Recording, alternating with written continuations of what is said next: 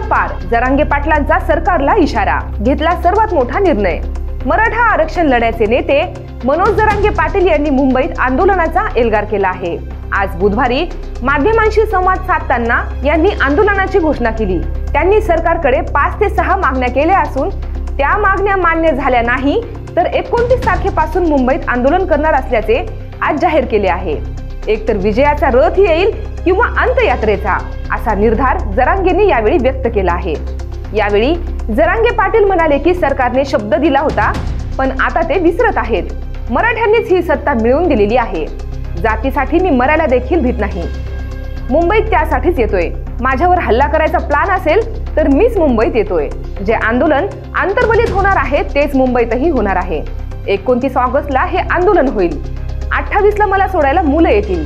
त्यानंतर 29 ला ते माघारी शेतीतील कामं करतील। माझ्या मुलांना जराही धक्का लागला तर कोणाचीही खैर करणार नाही। मुंबईमध्ये मी शांततेत आंदोलन करणार आहे। 28 ऑगस्टच्या आत सगळ्या अंमलबजावण्या झाल्याच पाहिजेत, असे त्यांनी नमूद केले आहे।